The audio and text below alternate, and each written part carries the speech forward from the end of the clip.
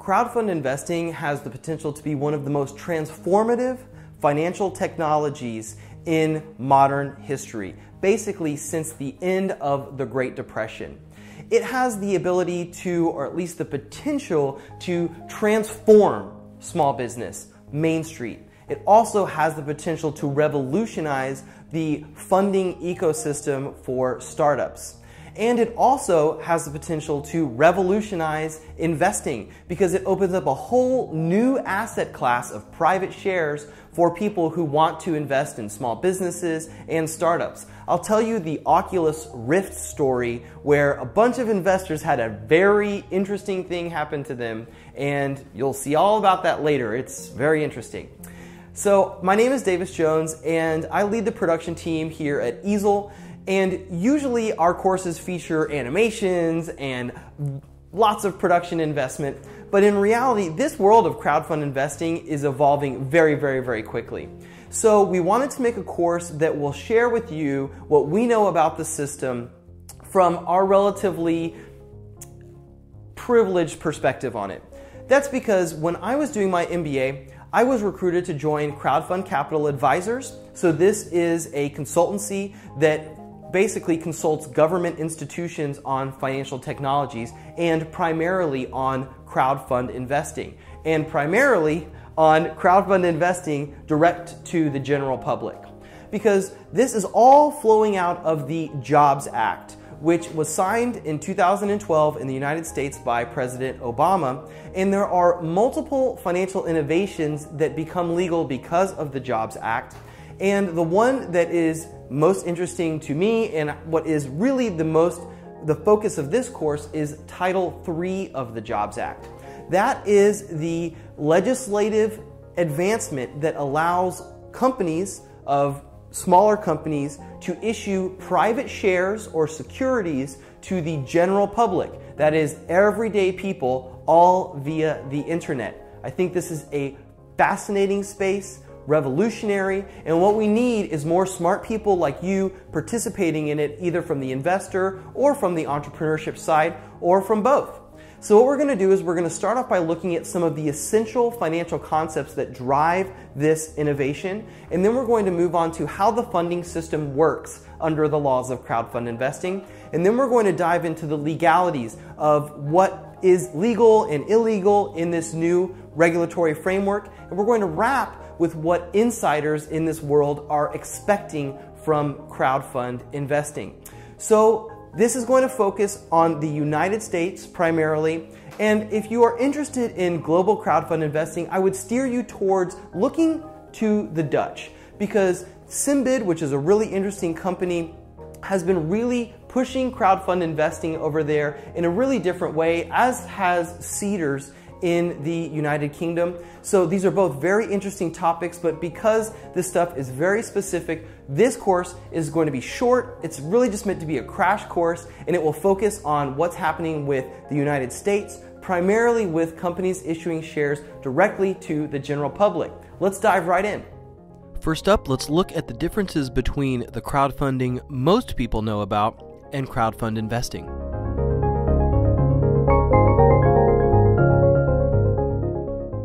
Alright, so as we start down this path towards understanding more about crowdfund investing, it's critical that we make a distinction. Rewards crowdfunding versus crowdfund investing. So rewards crowdfunding is what a lot of people know of in terms of crowdfunding. This is things like Kickstarter, Indiegogo, when people essentially back some kind of project and in exchange they get some kind of reward. Maybe it's a physical reward, maybe it's some kind of recognition, etc. So what we're going to be talking about is crowdfund investing, which has a similarity in the sense that groups of people are coming together to essentially send money to a company, but the big difference is who regulates crowdfund investing and what the backer or the investor gets. So in terms of reward crowdfunding, there's not really a particular agency in the United States that oversees that world. They're just subject to the regular laws of consumer protection, etc. And they get, in exchange for whatever the investor or the backer backs, they get some kind of reward. Crowdfund investing, on the other hand, is regulated. It's regulated primarily by two government bodies. One is the SEC, or the Securities and Exchange Commission, and the other is FINRA, which regulates financial transactions in the United States. Now, also with crowdfund investing, the investor is a legitimate investor. They will be sending money to a company and in exchange getting some kind of security. This could be some kind of bond, it could be some kind of convertible note, or private shares in the company. So that's the critical distinction: reward crowdfunding, which is not what we're going to be talking about today, and crowdfund investing, which is regulated by governmental bodies and where the individual who's investing gets some kind of security in return for their investment. All right, cool. So let's just build some vocabulary around how this system will work and who the players are in this game. So first, let's differentiate between a seed round of funding and Series A. So typically, a seed round of funding is what a business raises in order to start, essentially to test whether or not their company is going to be demanded by a particular group of people, whatever it is that they're making. A seed round is typically somewhere between about $20,000 and $60,000, and then that's kind of where it ends. The next round would be the Series A round. Okay, now the Series A round is typically raised when a company has already proven that people are demanding what they are creating, and the company now needs cash to grow. So that is, the Series A round is typically participated in by professional investors like angel investors, and they're expecting to make money in exchange for their investment. Not to say that the seed round people aren't, but the Series A is much more of a professional transaction. The seed round is typically raised from people like friends and family. Okay, now let's talk about some players in this whole game. So let's just differentiate between angel investors, private equity investors, and venture capitalists. So an angel investor is typically a wealthy individual who is interested in investing in startups. Typically, an angel investor will participate in a Series A round and sometimes in a seed round of funding. Now, a private equity firm, sometimes called a buyout firm, what they do is they buy whole businesses that are already operating. Typically, they'll want to do something like buy a chain or a big business. And what they feel is that if they buy the business and they change management or they change a strategy, they can make the business much more valuable. And then when they sell it, they make money. It's kind of like flipping a house, but only flipping a business. Okay, now a venture capitalist is going to be investing typically very large amounts of money relative to the seed and Series A round. Most venture capitalists want to invest a minimum of about $1 million into a project. So what they are trying to identify are companies that are already growing probably pretty fast, or they have a lot of potential. And if they can receive an injection of capital, they will grow really fast. So hopefully that will help you understand where the crowdfund investing technology will likely fit. It will most likely fit right around that seed round and that Series A round versus the private equity and venture capital parts of the sort of financial ramp up to success.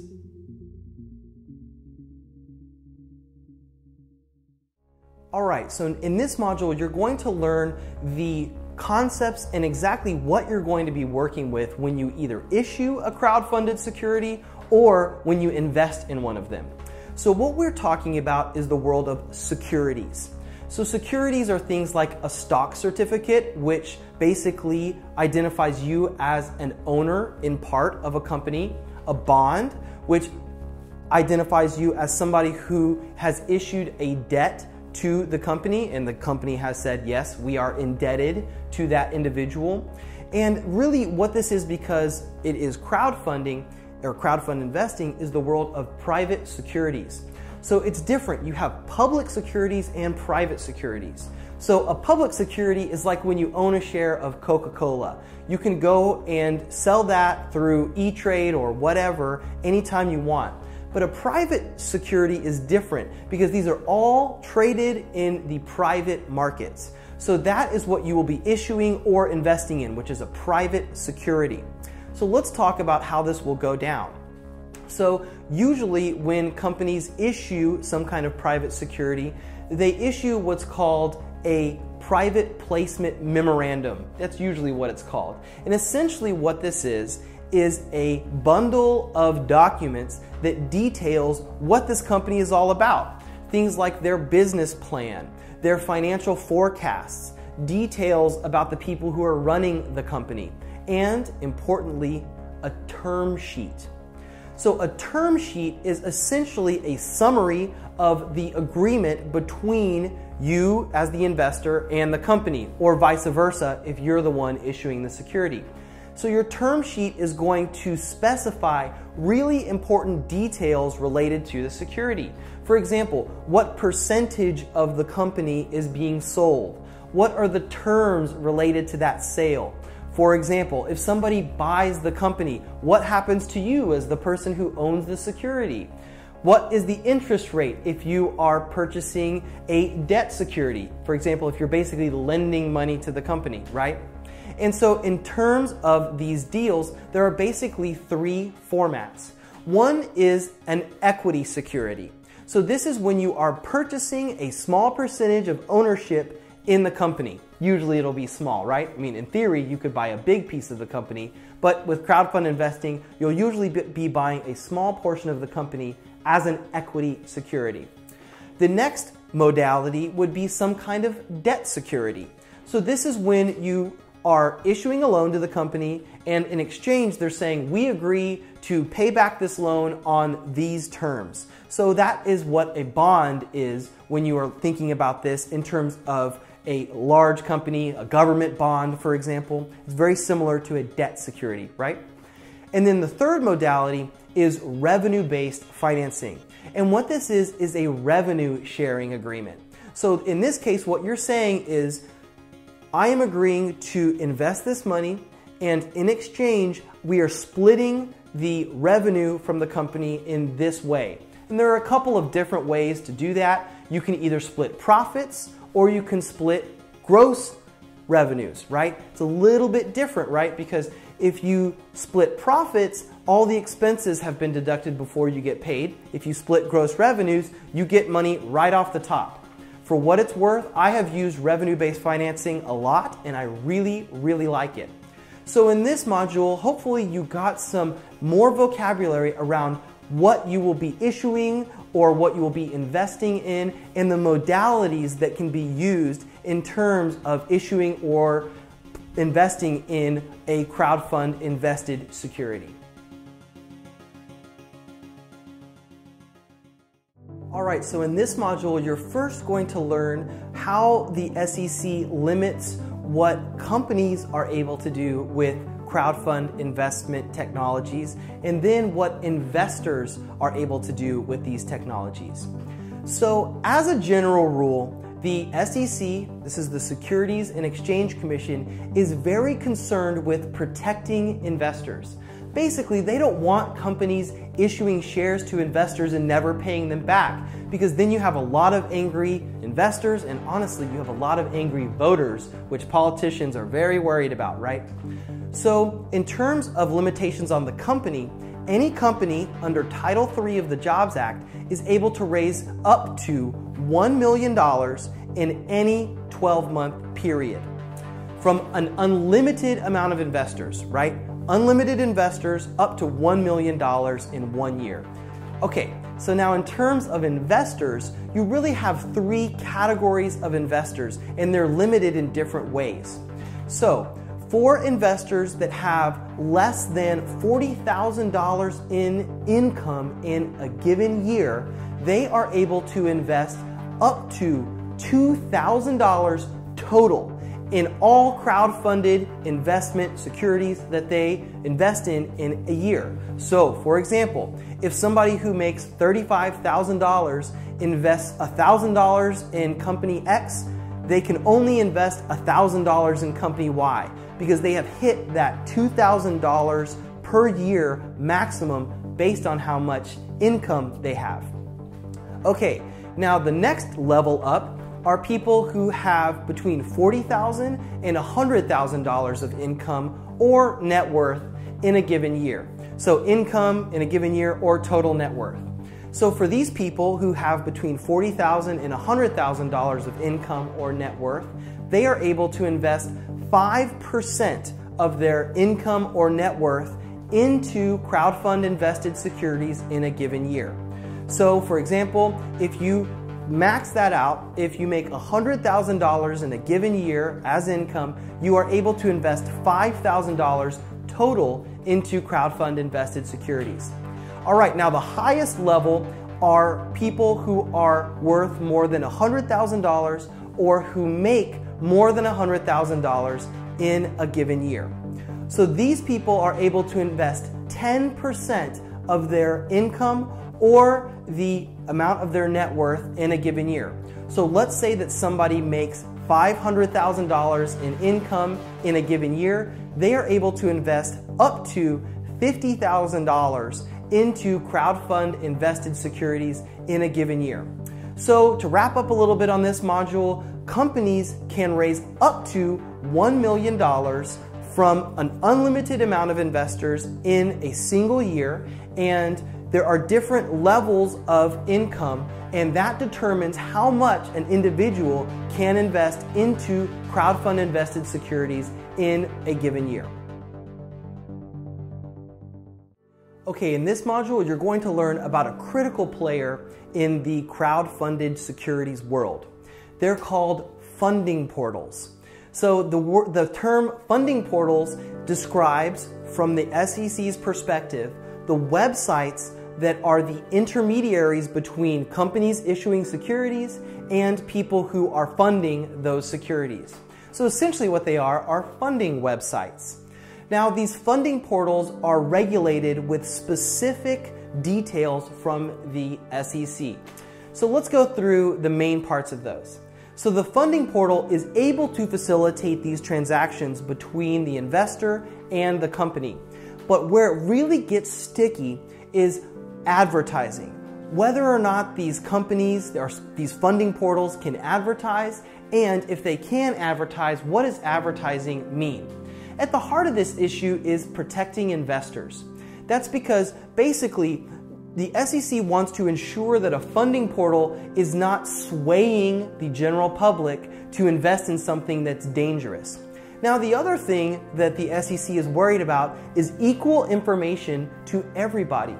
Because in our financial laws in the United States, there is an essential component of this regulation, which is that if one investor gets information, all potential investors need to have access to the same information at the same time.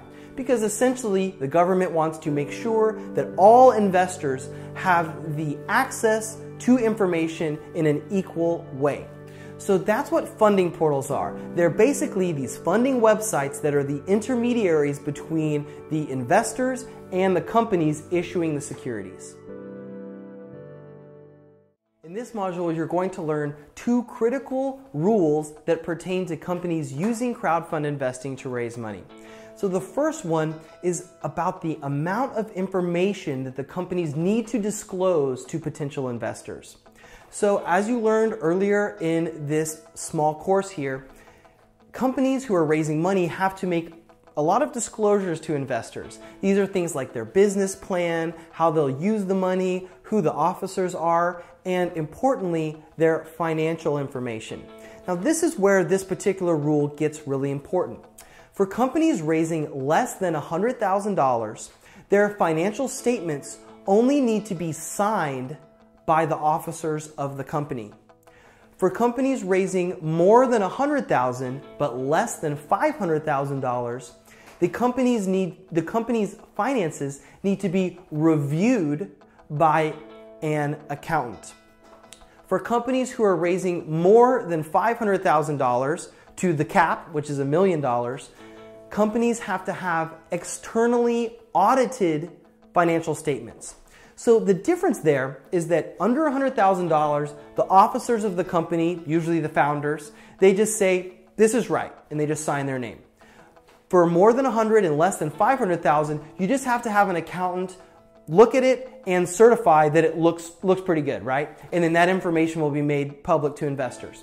Now, more than $500,000, you have to hire an external auditor. So basically, you have to hire a CPA firm to send in their people to do not a full audit, but it's going to be fairly expensive to have them come in and basically agree to auditing your financial statements and certifying that they all look legit.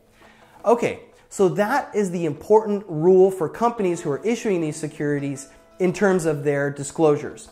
Now, another really critical rule to Title III of the Jobs Act is that the companies who are issuing a security have to fully fund the security before it can be executed.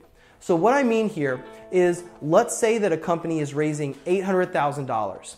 If they are only able to get commitments of $700,000 from investors, the transaction will not go through. So basically, the company cannot say, well, we wanted to raise $800,000, but we ended up raising $700,000. That's good enough for us. That doesn't work. You have to fully reach the funding goal in order to get funded under Title III of the Jobs Act. Next up, let's talk about how crowdfund investing is likely to impact startups and small businesses. All right, cool. In this module, we're going to go over one benefit to investors, one benefit to the funding ecosystem, and two benefits to entrepreneurs that come with crowdfund investing. So let's start off by talking about investors. So here's the Oculus Rift story, okay? So Oculus Rift was actually a Kickstarter project to begin with. So this is rewards-based crowdfunding, right? Essentially what happened is backers would back the Oculus team, and in exchange they got a prototype of the Oculus Rift or other rewards. So that's great, right? But what happened here next was really interesting, and that is Facebook bought Oculus Rift for $2 billion. So you can imagine, under the crowdfund investing type of world, if Oculus had issued micro shares rather than a pre-production version of Oculus Rift, the people, the investors who had invested in this security, would probably never have to work again. So that's how crowdfund investing is so relevant for investors. But this opens up a whole new asset class generally. Investors can invest in local businesses, in startups, in clean tech, whatever is their passion, right? This is a whole new asset class. Now let's move on to how crowdfund investing is already being used by the fundraising ecosystem. So of course, because this stuff is done online, you have a lot of data. So what's happening already is these funding portals are coordinating with data providers, which is allowing venture capitalists, angel funds, etc. to data mine through crowdfund investing data to identify potential investment targets. What that really means is crowdfund investing is starting to be used like a filter in the funding ecosystem. Okay, now let's talk about access issues for entrepreneurs. So these are two benefits to entrepreneurs. The first one is that entrepreneurs outside of the traditional venture capital hubs will have a lot more access to capital. So research out of University of California at Berkeley shows that most venture capitalists and angel investors invest locally. That's because they want to watch their investments, right? They want to look after them, and the best way to do that is to invest in companies that are in your area. So in this case, because it's on the internet, this enables people anywhere to raise seed capital or Series A funding, or larger amounts if they get up to that stage. So the other access issue that will benefit from crowdfund investing is that the research shows that only people who come from relatively privileged backgrounds typically have access to seed capital. That's because basically seed capital is typically raised from friends and family. So people who don't have wealthy friends or family have a hard time raising a friends and family round of funding, right? So under this new system, entrepreneurs who come from less privileged backgrounds have, in theory, greater access to capital because they have access to the internet. So those are four arguments for crowdfund investing that you're likely to see play out as crowdfund investing gains more traction. All right, I want to thank you for checking out our micro course on crowdfund investing from Easel. If you're interested in connecting with me, I'm going to put some links on here on the screen where you can connect with me. I would love to connect with you guys. And also, Easel has created an 8-step business launch program, so it's great for entrepreneurs if you happen to be an entrepreneur. We talk a little bit about revenue-based financing in that series. And if you're interested, we also produce free brain boosts every Friday. That's on our YouTube channel, and these are short news-like videos that are designed specifically to keep your business brain engaged in topics related to innovation, entrepreneurship, etc. We cover crowdfund investing on the Brain Boost whenever something big happens. So if you're interested, sign up at a link here on the screen, and I hope to see you in another Easel course.